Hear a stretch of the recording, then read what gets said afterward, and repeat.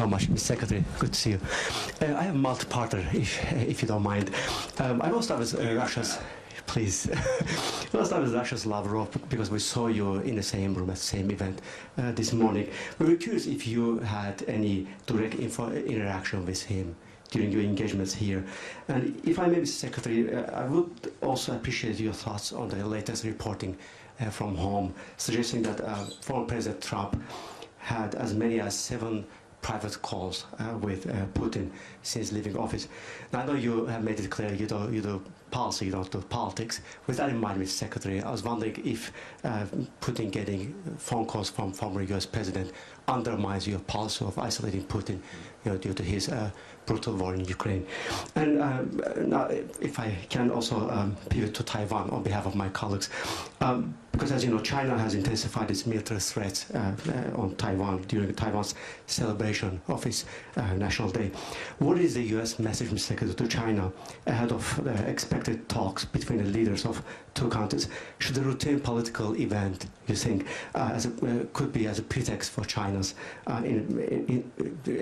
increasing military activities near Taiwan? And how important is it, in your opinion, for China to maintain the status quo of the Taiwan Strait as an international waterway? Thanks so much, Mr. Secretary. Thank you.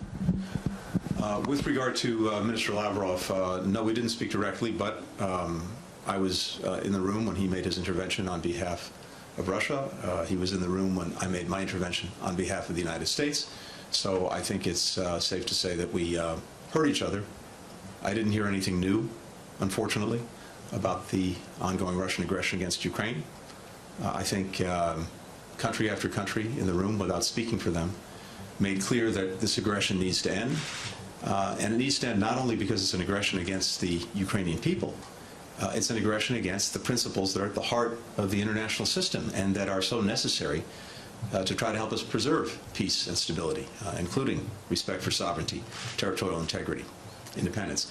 It's striking that so many countries that are half a world away in the Indo-Pacific care deeply about what's going on in Ukraine.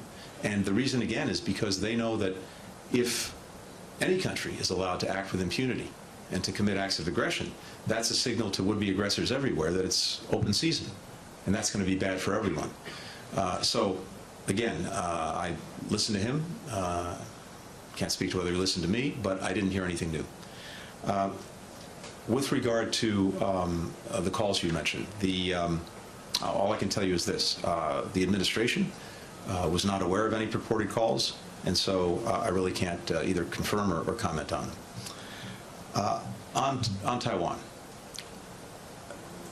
what was also striking, again, is almost across the board, the strong desire for all of the ASEAN countries, and this extends well beyond ASEAN, but the countries in the room to see that peace and stability is maintained across the Taiwan Strait.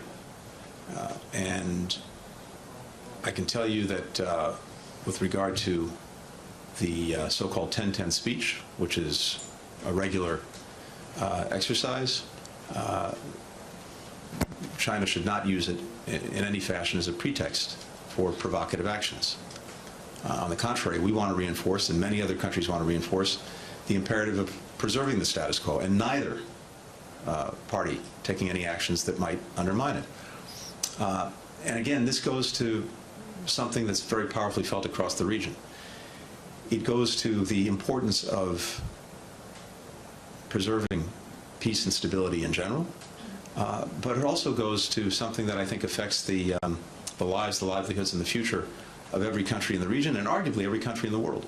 50% of commercial container traffic goes through the Taiwan Strait every day. More than 70% of the high-end semiconductors that the world needs are produced on Taiwan. So there's a strong interest around the world on maintaining peace and stability, preserving the status quo, avoiding any kind of conflict that could disrupt things that are so essential to the global economy.